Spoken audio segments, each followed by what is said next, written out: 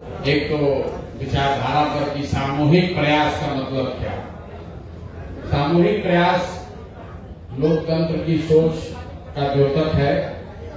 कोई व्यक्ति कितना भी बलशाली, होशियार, पैसे वाला, शक्तिशाली हो, जब तक समाज में सामूहिकता नहीं होगी, जब तक सब लोग कंधा नहीं लगाएंगे या ज्यादातर लोग कंधा नहीं लगाएंगे, तब तक बिहार जैसे राज्य की परेशानी को दूर नहीं किया जा सकता। बिहार को इस स्थिति में किसी एक व्यक्ति ने नहीं पहुंचाया। कोई एक दल, कोई एक जाति, कोई एक नेता नहीं है जिसने बिहार को बर्बाद किया। इसको लंबे समय में, पिछले 40-50 साल में कई नेताओं की गलती की वजह से, कई पार्टियों की गलती से, और उन सबसे बढ़कर उन नेताओं को चुनने वाले हम आप जैसे लोगों की गलती की वजह से आज हम लोग गर्त में गिरे हैं।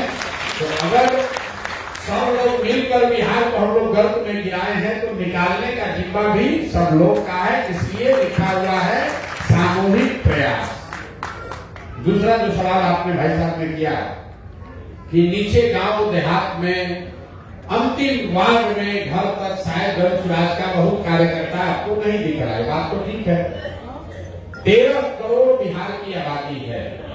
अगर बिहार अलग से देश होता तो दुनिया में 10वां सबसे बड़ा देश होता। 10वां सबसे बड़ा देश होता।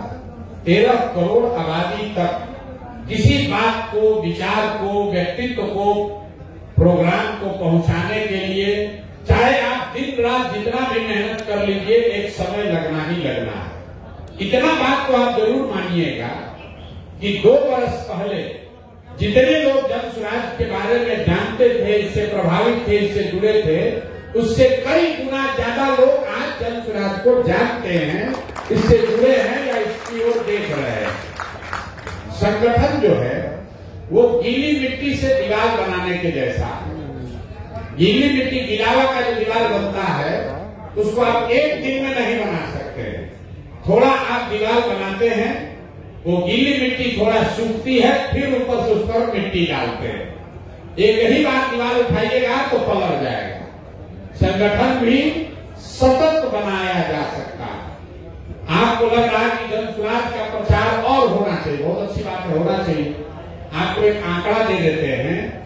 भाजपा जो अपने आप को इतना बड़ा दल बताती है, जिसके संगठन की इतनी चर्चा है, आरएसएस की बात है, उनके पास अथक पैसा है, इतने नेता हैं, भाजपा को बिहार में 10% वोट लेने में 20 बरस लगे। 20 बरस भाजपा को बिहार में 10% वोट लेने में 20 बरस लगा। जनसुराज अभी उपचुनाव लड़ा, हम लोगों को ऐसी सफलता नहीं मिली जैसा हम लोग सोचते थे, लेकिन हम लोग की असफलता में भी 11 दिन पुराना दल 10% वोट लेकर आया। और जब 1 महीने के बाद एमएलसी का चुनाव हुआ, उसमें जनसुराज के उम्मीदवार को 22% वोट आया। ये जनसुराज की सोच का, प्रयास का प्रभाव है। और बेहतर होना चाहिए, उसी के लिए तो हम लोग लगे हुए हैं। अभी एक प्रशांत किशोर चले थे, अब हजारों आप जैसे लोग इसमें जुड़ेंगे। आज की इस बैठक के बाद आप जाइएगा, आप भी अपने गली मोहल्ला में 10 आदमी को जोड़िएगा, तभी तो उससे बात बढ़ेगी। दूसरी बात, आपने कहा कि आप बता रहे हैं कि 8 जातियों के पास जमीन है, तो कोई ये दुष्प्रचार कर सकता है कि प्रशांत किशोर ये जमीन आपके छीनने की बात कर रहे हैं। 2 बात है। एक तो जब मैंने ये अभियान शुरू किया तो मैंने अपने आप से ये संकल्प किया है कि चाहे कुछ भी हो जाए, जो मेरी समझ से गलत है उसको गलत ही बोलेंगे। जैसे बिहार में शराबबंदी, बहुत सारे लोग प्राइवेटली कहते हैं कि शराबबंदी हटना चाहिए, लेकिन पब्लिक में नहीं जाता है कि महिला नाराज हो जाएगी। लेकिन हम लोग दावा करके सामने ठोक कर कह रहे हैं कि शराबबंदी समाज के हक में नहीं है, क्योंकि शराबबंदी यहाँ ना लागू है, ना लागू किया जा सकता। जो भूमि की बात है, आप पहले व्यक्ति नहीं, बहुत लोगों ने कहा कि भूमि सुधार की आप बात कर रहे हैं, तो जिन समाज के वर्गों के पास जमीन है वो आपसे नाराज होगा। यही डर है कि सामाजिक न्याय की बात करने वाले लालू यादव ने नीतीश कुमार ने आज तक बिहार में भूमि सुधार का बात नहीं किया, लेकिन हम लोग कर रहे हैं। आपको समझने की बात है, अगर भूमि सुधार लागू होगा तो जिसका जमीन है उसको भी लाभ है, क्योंकि आज आपके पास पेपर पर जमीन है, उसका मालिकाना हक नहीं है। उसका रसीद कटवाने जा रहे हैं तो सीओ और डीसीएलआर 20,000, 40,000, 50,000 घूस ले रहा है। आज यहाँ एक एकड़ का दाम, 1 बीघे का दाम अगर 10 लाख है, पंजाब में जाइएगा 1 बीघे का दाम 80 लाख है।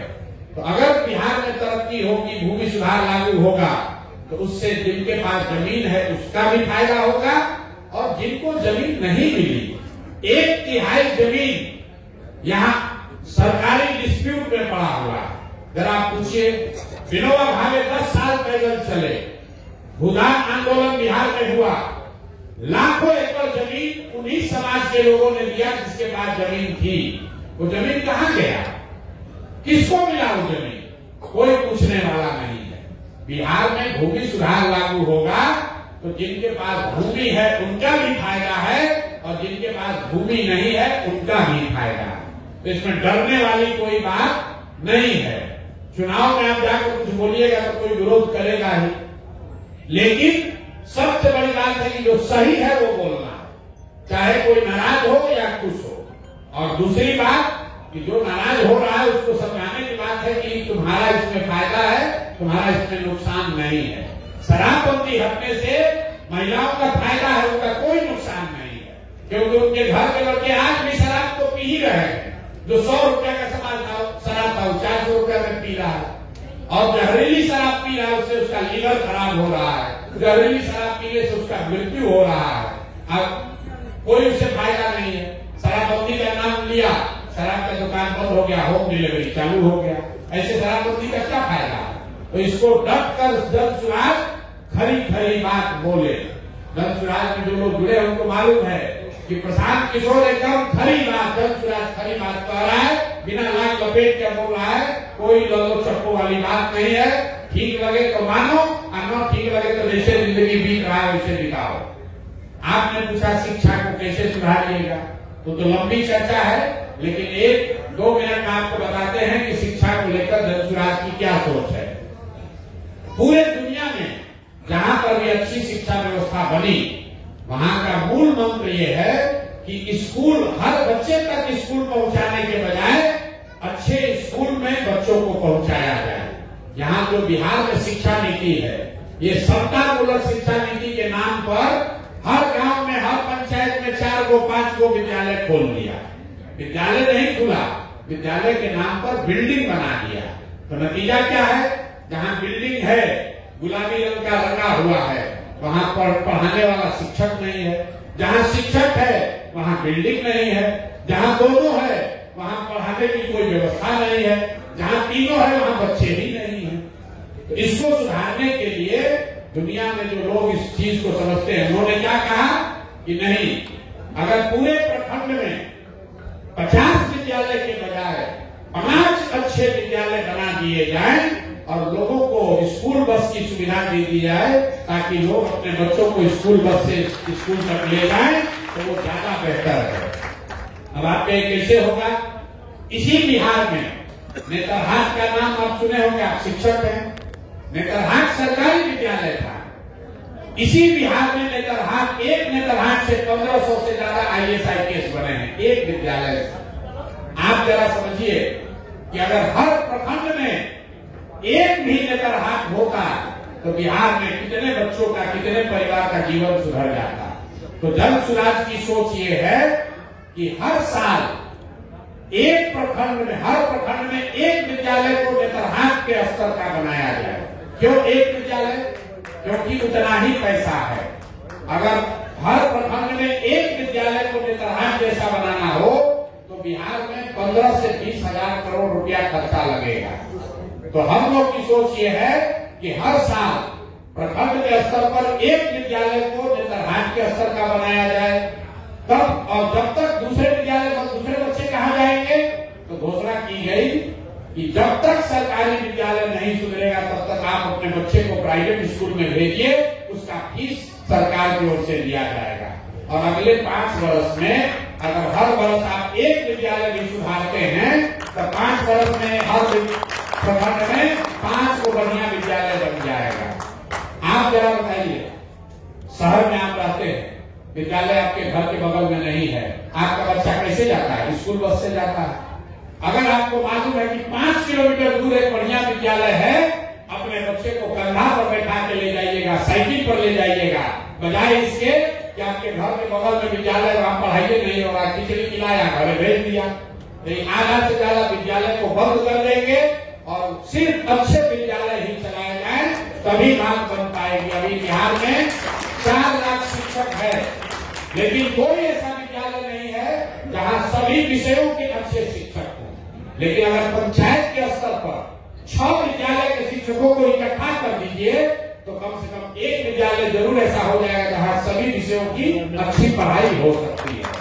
यही जन सुधार के शिक्षा सुधार के मूल में है कि अच्छे विद्यालय, हर विद्यालय को बच्चे तक पहुंचाने के बजाय अच्छा विद्यालय बनाइए और बच्चों को स्कूल बस के माध्यम से वहां पहुंचाइए, तभी शिक्षक वहां रहेगा।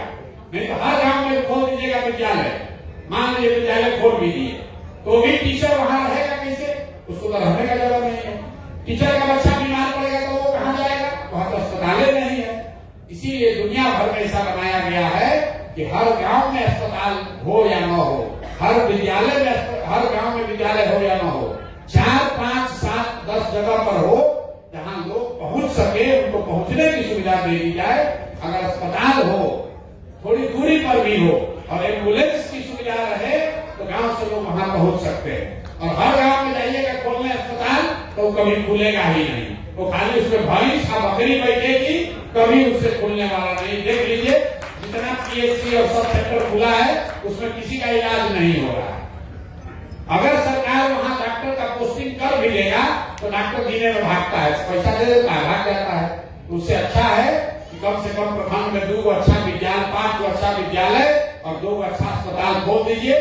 धीरे धीरे जैसे जैसे साधन आएगा वो संख्या बढ़ाई जाएगी। एक प्रखंड में आपको ये 5 क्यों 10 क्यों नहीं? इसलिए कि बिहार के पास इतना पैसा नहीं है। जो नेता नहीं समझता कहता हम आएंगे सुधार देंगे, नहीं सुधर सकता है। 10 वर्ष में बिहार की शिक्षा व्यवस्था को सुधारने में 10 वर्ष लगेगा। हर वर्ष 15,000 20,000 करोड़ रुपया अगर खर्चा किया जाए तो विश्व स्तरीय व्यवस्था, शिक्षा व्यवस्था यहाँ अगले 10 वर्ष में 5 लाख करोड़ रुपया खर्च होगा, तब बिहार में विश्व स्तरीय शिक्षा व्यवस्था बन सकती है। और उतना पैसा लाना है तो 10 वर्ष लगेगा। तो धीरे, जैसे आपको पहले कहे बिगड़ा है 30 वर्ष में, तो बनाने के लिए 5-10 वर्ष धीरज रखकर काम करना पड़ेगा। एक दिन में कोई इसको नहीं सुधार सकता है। अगर कोई कह रहा है तो आपको सिरे से मूर्ख बना रहा है, उस बात पर भरोसा मत कीजिए। बहुत बहुत धन्यवाद।